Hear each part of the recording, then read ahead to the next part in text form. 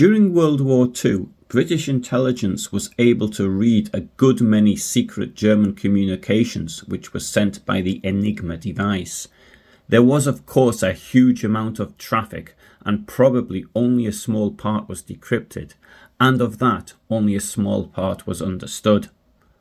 Working from Bletchley Park in today's Milton Keynes, the operation was understaffed and overworked, with an inadequate number of German speakers for the work that was needed to be done. The cryptologists had some amazing successes, which no doubt saved many Allied lives. There were some battles which were won thanks to the cryptologists, and without this information then these battles might have had a different result, and the war might have lasted longer. However, a great deal was just filed, probably only with a cursory look, and the documents, classified top secret, were then hidden from the public. They were declassified many years later. Two documents were found in 2001 which showed the extent of the Holocaust.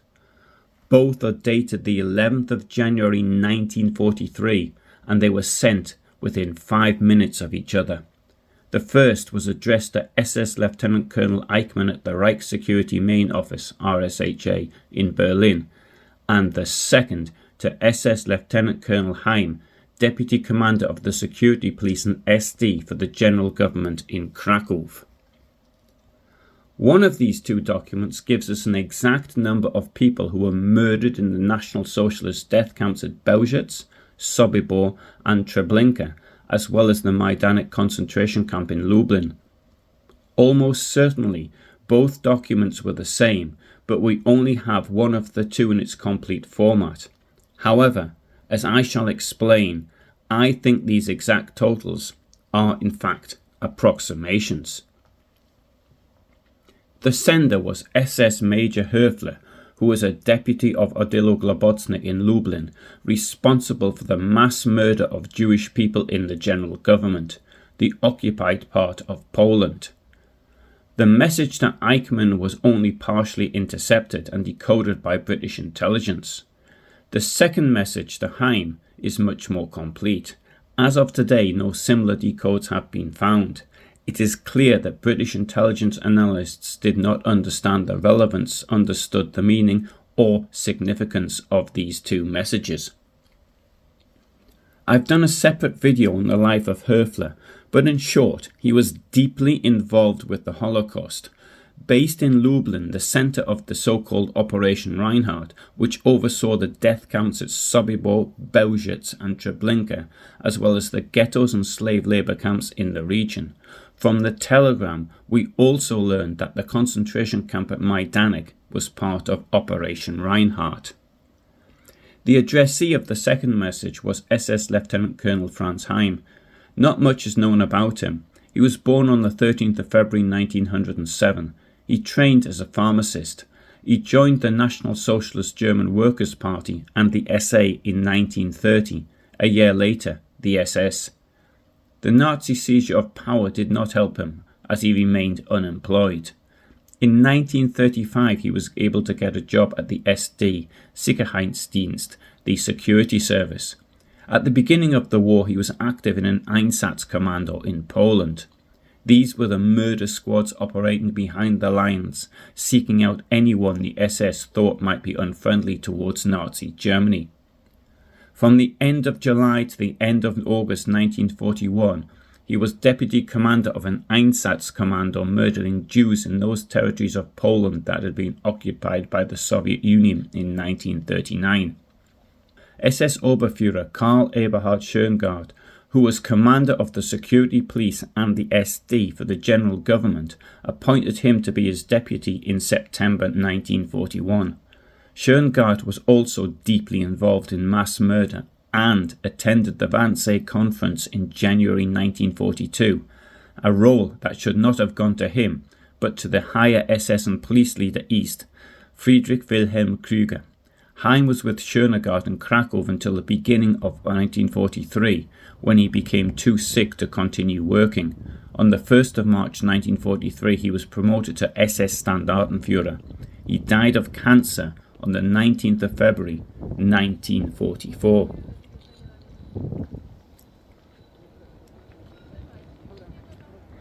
The subject of the radio telegram reads, "Fortnightly report Einsatz Reinhardt," using a T in the spelling and not a D. So he spelt Reinhardt, Reinhardt. The same spelling, Einsatz Reinhardt, appears in both the printed and the typewritten office letterheads of Höfle's section in Globotnik's staff. This, of course, could reflect Höfle's inability to spell, which, given that he did not have the education of some of those around him, is perhaps understandable. Globotnik, in charge of Operation Reinhardt, who also did not benefit from a university education, didn't keep the same spelling either. However, even as is noted in Robert Gervatz's biography of Reinhard Heydrich, even Heydrich himself spelled his name either with a D or a DT. Every entry in the staff list of the SS, the Dienstaltersliste der Schutzstaffel der NSDAP, has Heydrich's first name spelt with a DT. On the 30th of January 1943, Heinrich Himmler appointed Ernst Kaltenbrunner to be Heydrich's successor, and Himmler said in his speech on that day that when he first met Reinhard Heydrich in 1930, he specifically mentioned the unusual spelling of his name. The earliest record that I know of referring to Operation Reinhardt can be found in this correspondence dated the 6th of June 1942, that is to say only 2 days after the death of Reinhard Heydrich. It is from the Waffen-SS administration in Lublin, and it is referenced suitcases. It is addressed to the SS and police leader Reinhardt in Lublin at Chopinstrasse 27. It reads, "The local SS administration for Lublin requests 50 empty suitcases from the known action." Here we have a second document. This is a form and it's headed Einsatz Reinhardt, Operation Reinhardt. At the bottom right hand corner we see it's from SS Hauptsturmführer Höfle. It's dated the 15th of June 1942 and it's an order for 350 sets of undergarments from the Operation Reinhardt warehouse located on Chopinstrasse 27 in Lublin for the SS special camp in Parchev. As this is a form, it is always possible that more such forms could turn up one day in the future. There's also a theory that the operation was named after Friedrich Rudolf Reinhardt, who was State Secretary in the Finance Ministry. His surname is spelled Reinhardt. This is based on the theory that the point of murdering Jews was to steal their possessions. The reference line of the radio message indicates that Höfle was answering a request from Heim in Krakow. As no date is given, the latter may have sent the message on the same day, the 11th of January 1943.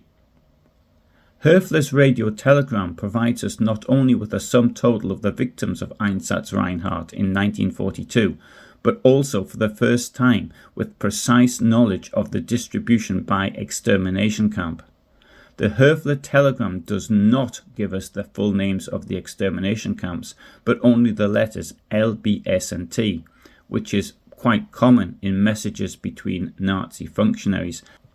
Anyone who's ever used an archive relating to concentration camps will see just the first letter used. There is no question that the letters B, S and T stand for Bełżec, Sobibor and Treblinka. L clearly refers to Lublin, meaning Majdanek. Until this document was found, whereas the victim's property was stored within the special interest area of the Majdanek camp, especially at the hangars of the former Lublin airport, it was generally assumed that Majdanek was outside of Operation Reinhardt. The people who were murdered here presumably were sent here due to transportation difficulties to other places where they were killed. It's also possible that these people were from the Lublin area. The SS operated slave labour camps, often work that had no sense whatsoever, or if it did have sense, then it was badly managed. A large number of people were working in building river defences and regulating the course of waterways. This work was supervised not by hydrologists, who might have known something about the construction of flood defences, but by the SS, who probably did not. In mid-November 1942, the Communist Underground Army, Guardia Ludova, attacked a camp at Janishov in Krasnik's district, where 900 Jewish prisoners were kept draining marshes. Himmler immediately issued an order to the higher SS and police leader, Friedrich Wilhelm Krüger in Krakow, to have all smaller, weakly guarded camps liquidated. Of 42 such camps in the Lublin region, 38 were dissolved by the end of 1942. As the alleged work was often useless, and presumably the SS knew this, then they did not mind sending their slaves off to be killed. It needs to be remembered that the aim of a lot of this work assigned to Jews was to humiliate them, to cause death by exhaustion, and to satisfy the sadistic tendencies of those guarding them.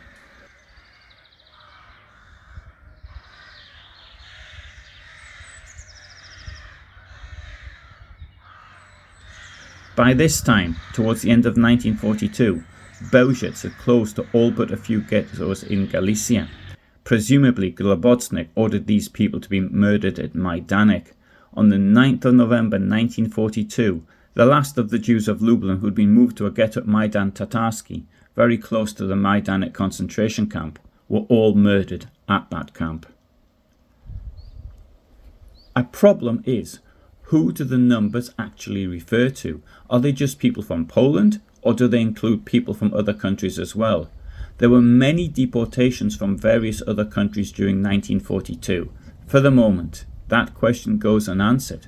But if it does mean that people from other countries have not been included, then the overall number of victims will actually be greater. The next question must be how accurate these numbers are. Whereas lists of names of people deported from Western Europe were prepared, when there were ghetto roundups in Poland, no such lists were made. People were just rounded up. We have detailed accounts of such roundups from Warsaw, amongst other places, and to quote my friend Halina Birnbaum's book, Hope is the Last to Die, no one was counting. Therefore, I would suggest that some tallies were approximate, whereas others were exact. For example, there could be an exact tally of 1,233 people on one transport, while another might have had a total of 2,000, a number which had been rounded up or rounded down, thus making a seemingly exact total of 3,233 victims. The report presumably includes also those who died during transport, which at times could run into hundreds, if not thousands, of people. There are accounts of transports of people arriving at Treblinka in the summer of 1942. These transports might have stood in the summer heat on sidings, and by the time the doors were opened at the camp, almost everybody was dead. I have done separate videos on the fate of such transports, and links are provided below. The total given for Treblinka should read 713,555. One digit has been missed out by the transcriber at Bletchley Park, but this number is correct when the overall total is considered. The Höfle telegram is not the only report on the numbers killed in the National Socialist Holocaust of the Jewish people. Adolf Eichmann said that Himmler requested he provide an activity and situation report 1942 on the final solution of the European Jewish question in August 1942. The first report was given orally by Eichmann to Himmler in his headquarters near Zhytomyr on the 11th of August 1942. A fuller report was delivered verbally and then in writing on the 15th December 1942, presumably using information supplied by Höfle amongst others. This report has not survived. Himmler either wanted a second opinion or did not believe the figures, and so requested another report from Richard Kocher, a statistician in the SS main office. It needs to be remembered that Höfle was not well educated, and this could have been the reason why Himmler sought another report. Kocher finished his report in January 1943.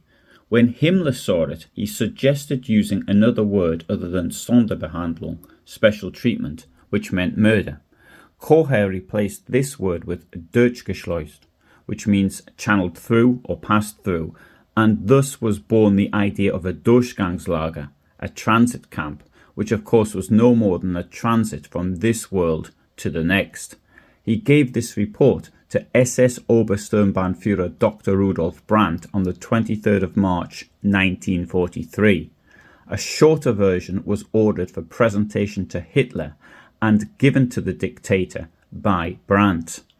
Sometime in the future, I will do videos on both Kocher and Brandt because I think both of them played a very important role in the Holocaust and are characters who are not well known. The numbers given in the Höfle telegram do largely coincide with previous estimates as well as archaeological evidence. Other evidence comes from the pre-war Polish census figures. Could any more decodes of this nature be found? I don't think so, and the reason for this is that following the discovery, a lot of effort was made to find more. However, I do appreciate why it took so long to find this document. There are a huge number of decrypts. Many of these decrypts are incomplete, and after a while they become very difficult to read. Now, I find this subject absolutely fascinating, and I think I know a little bit about it. But when you're going through these decrypts, it really is difficult after a very short while trying to understand what is actually written there. I hope you found this interesting. I've got lots of information relating to the Holocaust. I've spent more than half of my adult life in Poland, and I've done a great deal of research, above all on Operation Reinhardt. In most of my videos, I show you what these places look like today. So you have video coming from the places where these crimes took place. I upload every Tuesday and every Friday at 2000 hours my time. That is to say, Central European time. If you're interested, then you might wish to subscribe, but in the meantime, I suggest that you have a look at my video on the day when Hitler announced to his henchmen that he had planned on killing all the Jews in Europe.